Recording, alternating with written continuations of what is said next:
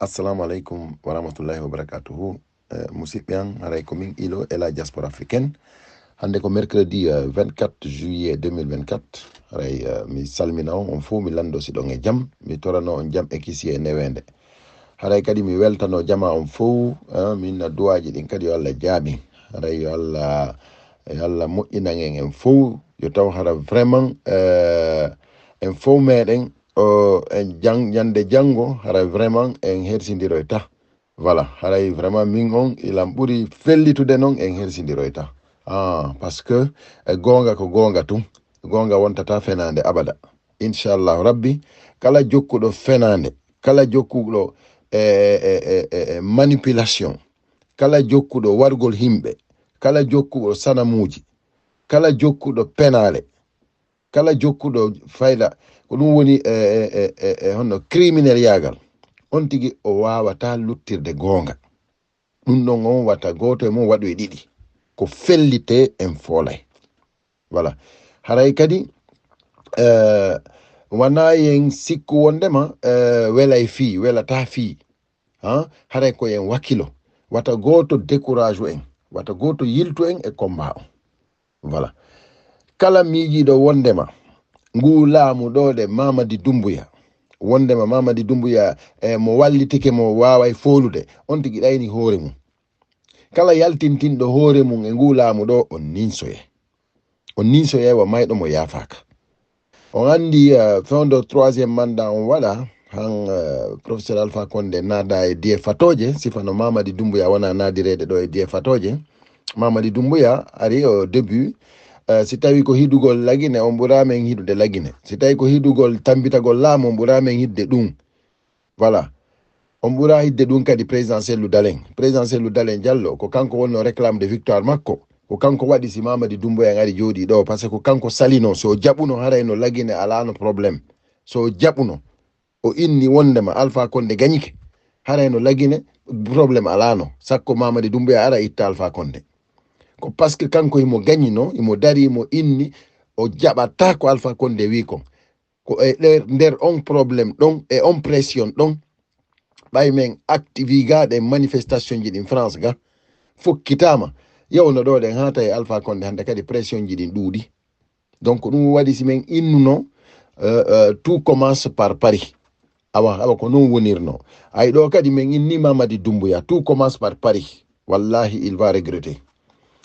Ɗo si jama on immike darike no wona darorede ɗo ni, mi inni on ɗum ɗon on saba, c'est tout est activé, c'est fini. Ɗo hande kadi fo activama. Voilà, aduna Allah on fop anday ko hombo woni Mamadi Doumbouya. Awa plainte ji ɗin fop kadi o portande kanko e wonduɓe makko ɓe. Donc haray noon wana onon ministre ɓe wonɓe ton anduɓe wondema koyon téléguidé mon on ko kanko Mamadi Doumbouya, ko kanko wiyata on ɗum ɗo, wiya on ɗum ɗo, innon on respectay mo, innon on janfotako mo. Awa on mo janfotako ɗon, awa on ɗon on men andini on jama lagine on fop o janfi. No wodi noon jama lagine wonɓe wano France ɗo ɓe annanda hoorema ni ɓe gonga sakko ɓe ɗano. Voilà, men accantamo few, ko fewno men accantamo. Voilà, ɗum ɗon on ko mi inni on ko fesno. Voilà, donc haray jama on fop no invita dimanche 4 août 2024 ɗum ko hewtu ɗum yo Allah tawno en. Mi torike Allah mi fattike Allah, jama on fof no invita yawgol ko manifestation ɗum ko place de Namur. Voilà, ɗum ɗon on onon wonɓe wano Belgique ton onon on goɗɗo tindinta on ɗum. Donc haray noon kadi mo wona ton koyo andu wondema si tawi hawri ɗum annike, si tawi hawri hewti si tawi hawri a hewti ko place de Namur aray lanni ɗum ɗon on sa waɗi ko téléphone ma place de Namur, pardon, porte de Namur, voilà, place de Luxembourg ko non, ko porte de Namur, place de Luxembourg ko ɗon wona waɗede de 15h à 18h. Voilà, haray ɗum ko le 4 août jama on fop no noddita. Voilà, wata goto leetu sakko tulta.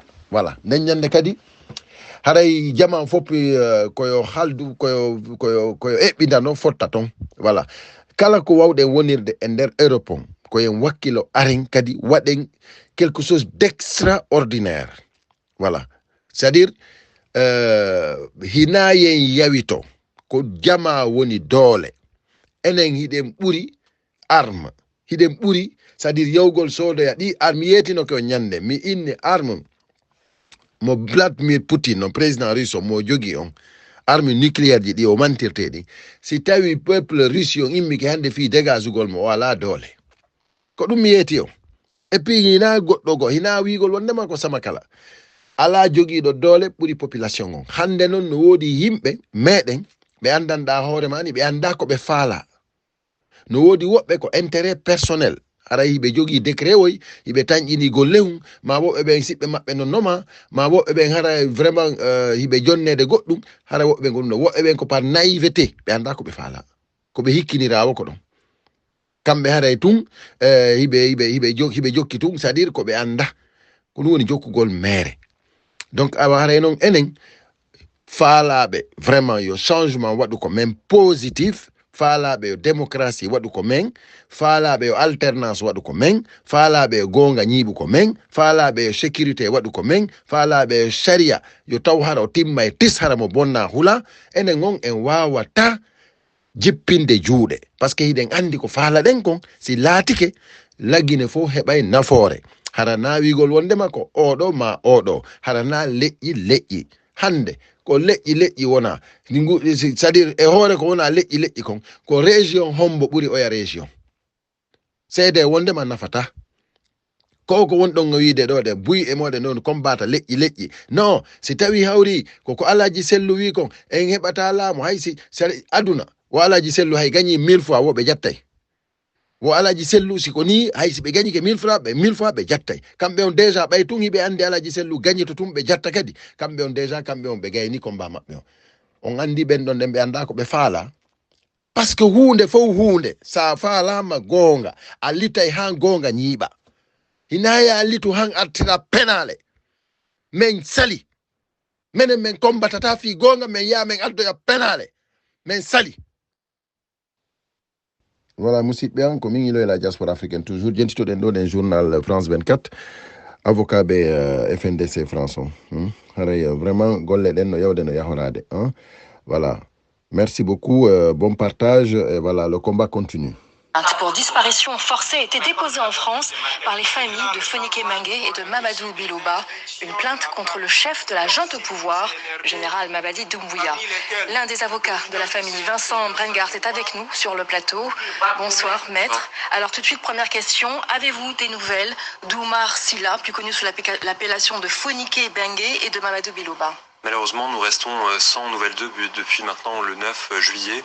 Il y a évidemment 2 ou 3 informations qui peuvent circuler, mais il est extrêmement difficile de pouvoir en obtenir la confirmation, parce qu'on sait aussi que la junte peut être en capacité de diffuser des informations, de pure désinformation, précisément pour pouvoir alimenter le mépris dans lequel aujourd'hui elle se trouve à l'égard des demandes que nous faisons. Alors pourquoi avoir déposé une plainte en France pour une affaire qui concerne finalement la Guinée? L'ensemble des éléments que nous avons aujourd'hui démontrent qu'ils ont été enlevés par les forces spéciales et par les forces du GIGN. Ça se déduit aussi bien des témoignages des personnes qui ont pu assister à leur arrestation que du témoignage de la 3e personne qui a été arrêtée, qui est Mohamed Sissé. Par conséquent, vous avez un enlèvement qui est opéré par des forces qui sont des forces étatiques et qui, par conséquent, caractérisent le chef de disparition forcée qui tombe sous le coup de la loi pénale, et ce d'autant plus qu'aujourd'hui, vous avez véritablement un déni de la part des autorités qui refusent de reconnaître leur responsabilité dans cette arrestation à partir du moment où pourtant vous avez un ensemble de témoignages qui permettent de se convaincre du fait que vous avez des forces spéciales qui sont directement intervenues. Donc c'est pour ça que vous avez une caractérisation de la disparition forcée. Ce qui fonde aujourd'hui la compétence des juridictions françaises, c'est le faisceau d'éléments qui montre que Mamadi Doumbouya a la nationalité française. En tout cas, ce sont les éléments qui ont été portés à notre connaissance. Ensuite, on sait aussi que les juridictions françaises peuvent être compétentes en vertu du principe qui est lié à la compétence universelle et qui est valable notamment dans les cas de crimes les plus graves, dont celui de la disparition forcée. Et puis, comme vous l'avez dit, le procureur général a lui nié toute arrestation. Il a nié toute arrestation, mais ça ne résiste pas un instant à l'ensemble des éléments aujourd'hui que nous avons sur le fait qu'il y a bien eu l'intervention des forces spéciales, il y a bien eu l'intervention du GIGN, et je pense que c'est véritablement en fait une communication qui ne vient qu'accroître l'angoisse des familles, parce que la question que tout le monde se pose à l'issue de cette prise de parole de la part du procureur général, c'est de se demander en fait où sont-ils, où sont-ils détenus, dans quel état sont-ils, et ça soulève véritablement des interrogations qui sont autant de préoccupations qui amènent aujourd'hui la nécessité que des investigations puissent être faites le plus rapidement possible, et surtout que les autorités guinéennes entendent les demandes qui leur sont formulées, à savoir de libérer immédiatement ces deux activistes. Est-ce que vous pensez que la France fera suite à votre plainte? Moi, je pense que la France fera suite à notre plainte, parce que, encore une fois, vous avez un ensemble d'éléments qui permettent de montrer que Mamadi Doumbouya est la nationalité française. Vous avez potentiellement également des personnes de nationalité française qui ont pu intervenir, qui peuvent être mises en cause ou apporter leur témoignage. Et face à des faits d'une telle gravité, ils ne peuvent pas rester impunis. Il était impensable qu'on se tourne vers les juridictions guinéennes, compte tenu du manque d'indépendance sur des questions aussi politiques, sur des questions aussi sensibles. Si aujourd'hui les juridictions françaises n'interviennent pas, eh bien ça créera véritablement une difficulté pour pouvoir obtenir justice. Bien évidemment, d'autres initiatives sont en cours, mais nous avons bon espoir qu'une enquête préliminaire puisse être diligentée. Justement, vous pouvez parler d'autres démarches qui ont été entreprises? Nous avons véritablement entrepris toutes les démarches qui sont aujourd'hui en proposition, même si d'autres initiatives sont actuellement en cours de réflexion. Nous avons notamment écrit une lettre à Emmanuel Macron pour lui demander de se rapprocher de son homologue pour obtenir toutes les explications sur l'endroit où aujourd'hui se trouvent ces deux activistes. Je pense qu'il le doit conformément aux liens aujourd'hui qui existent entre la Guinée et la France.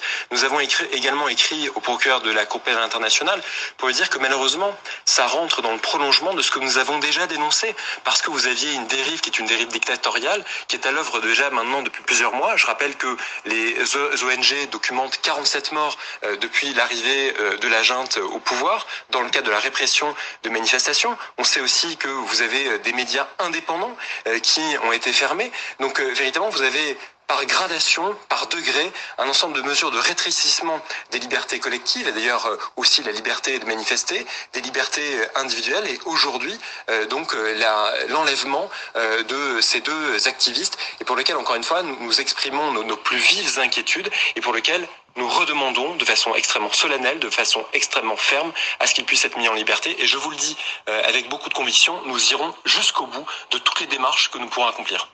Est-ce que vous avez eu une réponse du président français Emmanuel Macron? Nous n'avons pas à ce stade pas obtenu une réponse, mais nous l'avions déjà saisi par le passé, notamment sur les questions de partenariat militaire avec le Guinée, et nous avions obtenu une réponse. Donc nous avons espoir de pouvoir en recevoir une, au regard encore une fois de la gravité des faits, et au regard aussi du fait que, encore une fois, il existe un lien entre la Guinée et la France, et que, en vertu de ces relations diplomatiques, eh bien, ce serait le minimum au regard des graves atteintes occasionnelles aux libertés fondamentales des activistes en cause, qu'il y ait un minimum d'explications qui soit aujourd'hui apporté, parce que tout le monde est dans l'attente de ces explications. Merci beaucoup, Maître Vincent Brengart. Voilà, merci beaucoup, Maître Vincent. Voilà, voilà, tout le monde a entendu, on a dit. Donc, le combat continue. Voilà. Nyande be nyande, ko yon burtu wakilagol. Ko leydi meɗen ko ɗum ko Allah hawti en leydi ndin ko ma immoɗen en fof wakkilode wata goto soyintin en wata goto décourage en voilà gonga ñiiɓay inchallah rabbi Allah ko goto on acce hakke musidɓe am haray koko woni e wadde ɗo hande himɓe no wowla no sabota hino faala jiibude parti UFDG on woɓɓe hara no wowla no ukka ton ukkungala ton hiiren hey ko onon fusɓe wawata o wona ɗo wiyeede ɗo ɗen usu falima himo toña himo yaltina ko neni o yaltinama ko parti o waɗali recours fewndo o dowa waɗude 1 point barre simo haaju makko nun no e parti on num fewndo o yaltina on tuma to o yahayno o porta plainte ma ɗum o waɗa recours ji makko ɗin o waɗa ko no duyira noon o jooɗino ɓay o yaltinama toon hari ado yaltinede hari kanko tigi o acci yawde ton o haajaka e UFDG hay carte membre o alano fus o alano rien absolument hari hande kadi o yalti parti on fes parce que fopi no andi ko jokkuno ko fino laamora gila ko kaso ko ɗum o wonno o yalti o haajaka e parti on réunion yahino watta o yata hay fus joni noon o yaltina kadi tawi o sokka juuɗe himo jala hay ko yaltina ko himo jala hay parce que ça ko ɓay yeehi noon ha tawi plan ji maɓɓe ɗin fof échoui on tumati noon o fuɗɗitoy noon joni e memminagol kadi kono tawi hande kadi sariyaji ɗin fop ɗan ni ko si tawi hawri joni a respectuno hara yiɗa toña on tumati yaha wullitoɗa sariya on kono joni si ɗum ɗon feƴƴi ko on to wata wullitade ka ko payi haray ko anje leydi ndi ma ko anje yimɓe ɓen hey ko onon wonɓe mo wallitade ɗe penale ɗo onon wonɓe mo wiide wondema himo holla jaggu ɗum ko haaju mon noon min ko minata jama UFDC on reste pied ferme ñande goɗɗo ari tawi on ko siège mon ton o kala ko wonɗon wadde on tigi ari inni waɗa guere nden ñande andine on tigi hina o Allah hina o annabajo ko banu adama tout court voilà nden ñande ko wonɗo wonɗo andi noon on tigi ɗum ɗon un point barre voilà en tout cas kala ko wawɗe wonirde aduna on hina ko meɗen ɗum watta en jaɓu yawre nden watta en jaɓu few voilà respecten voilà teddinen jamaji ɗin fof mais kono yawre nden watta en jaɓu voilà kala ko wawɗe wonirde ɗon watta goto ar yawo en e hoore gonga men o voilà haɗa ɗum ɗon ɗen ko teddugal e meɗen mi haɗa ɗo miɗo faala ɗo ɗen juynangol en ɗo ɗen message voilà ko journal France 24 fi avocat ɓe FNDC France ɗo ɓen golle ɗe ɓe woni e wadde ɗen plainte ko ɓe portani plainte Mamadi Doumbouya ɓe wondi ɓen e ko ɓe windani Emmanuel Macron kon e ko ɓe tañƴini résultat ji kon e ko andan ɗon hoore mum vraiment gilandema ɗo ko ni woni continuirde ha Mamadi Doumbouya en ɓe nangue kamɓe kadi ɓe waɗe ko mbabba c'est comme ça donc c'est comme ça parce que hande kadi Mamadi Doumbouya kanko tigi mo andi ko kaso ngon habbimo kala kadi ɓadiɗo mo kadi ko kaso ngon habbimo voilà fewndo ɗo den ni ko non woniri voilà ɓe sokki yimɓe kono koyeɓe andu kamɓe kadi ko soketeɓe ko non woniri voilà haray on jarama jamme kise meɗen musidɓe an haray e saha jaroji ɗin joni haray mi waɗana en ɗo ɗen message on voilà musidɓe an ko min ilo e la diaspora africaine toujours jentitoɗen ɗo ɗen journal France 24 avocat ɓe FNDC France on haray vraiment golle ɗen no yawde no yahorade voilà merci beaucoup bon partage et voilà le combat continue. Pour disparition forcée a été déposée en France par les familles de Fonike Mengue et de Mamadou Bilouba. Une plainte contre le chef de la junte au pouvoir, le général Mamadi Doumbouya. L'un des avocats de la famille, Vincent Brengart, est avec nous sur le plateau. Bonsoir, maître. Alors tout de suite, première question. Avez-vous des nouvelles d'Oumar Silla, plus connu sous l'appellation de Fonike Mengue et de Mamadou Bilouba? Malheureusement, nous restons sans nouvelles d'eux depuis maintenant le 9 juillet. Il y a évidemment 2 ou 3 informations qui peuvent circuler, mais il est extrêmement difficile de pouvoir en obtenir la confirmation, parce qu'on sait aussi que la junte peut être en capacité de diffuser des informations, de pure désinformation, précisément pour pouvoir alimenter le mépris dans lequel aujourd'hui elle se trouve à l'égard des demandes que nous faisons. Alors pourquoi avoir déposé une plainte en France pour une affaire qui concerne finalement la Guinée? L'ensemble des éléments que nous avons aujourd'hui démontrent qu'ils ont été enlevés par les forces spéciales et par les forces du GIGN. Ça se déduit aussi bien des témoignages des personnes qui ont pu assister à leur arrestation que du témoignage de la 3e personne qui a été arrêtée, qui est Mohamed Sissé. Par conséquent, vous avez un enlèvement qui est opéré par des forces qui sont des forces étatiques et qui, par conséquent, caractérisent le chef de disparition forcée qui tombe sous le coup de la loi pénale, et ce d'autant plus qu'aujourd'hui, vous avez véritablement un déni de la part des autorités qui refusent de reconnaître leur responsabilité dans cette arrestation à partir du moment où pourtant vous avez un ensemble de témoignages qui permettent de se convaincre du fait que vous avez des forces spéciales qui sont directement intervenues. Donc c'est pour ça que vous avez une caractérisation de la disparition forcée. Ce qui fonde aujourd'hui la compétence des juridictions françaises, c'est le faisceau d'éléments qui montre que Mamadi Doumbouya a la nationalité française. En tout cas, ce sont les éléments qui ont été portés à notre connaissance. Ensuite, on sait aussi que les juridictions françaises peuvent être compétentes en vertu du principe qui est lié à la compétence universelle et qui est valable notamment dans les cas de crimes les plus graves, dont celui de la disparition forcée. Et puis, comme vous l'avez dit, le procureur général a lui nié toute arrestation.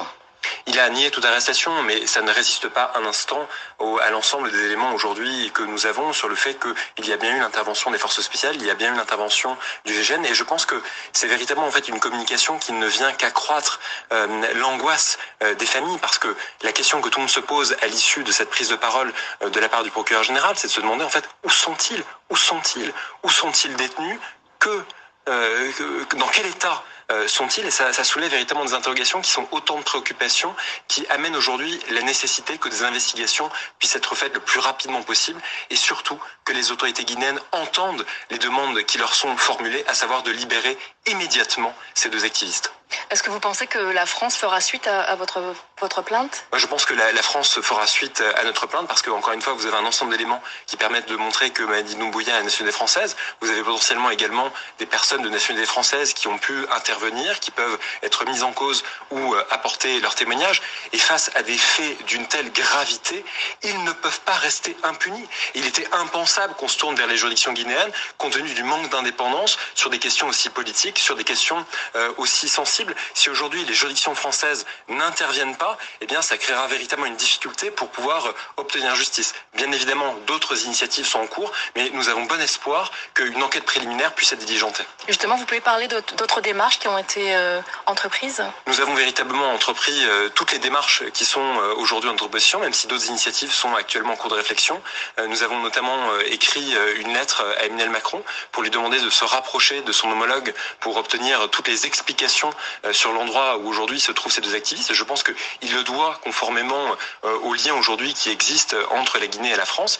Nous avons également écrit au procureur de la Cour pénale internationale pour lui dire que malheureusement, ça rentre dans le prolongement de ce que nous avons déjà dénoncé, parce que vous aviez une dérive qui est une dérive dictatoriale, qui est à l'œuvre déjà maintenant depuis plusieurs mois. Je rappelle que les ONG documentent 47 morts depuis l'arrivée de la junte au pouvoir, dans le cadre de la répression de manifestations. On sait aussi que vous avez des médias indépendants qui ont été fermés. Donc véritablement, vous avez par gradation, par degré, un ensemble de mesures de rétrécissement des libertés collectives, et d'ailleurs aussi la liberté de manifester, des libertés individuelles, et aujourd'hui l'enlèvement de ces deux activistes, et pour lequel, encore une fois, nous exprimons nos plus vives inquiétudes, et pour lequel nous redemandons de façon extrêmement solennelle, de façon extrêmement ferme, à ce qu'ils puissent être mis en liberté. Et je vous le dis avec beaucoup de conviction, nous irons jusqu'au bout de toutes les démarches que nous pourrons accomplir.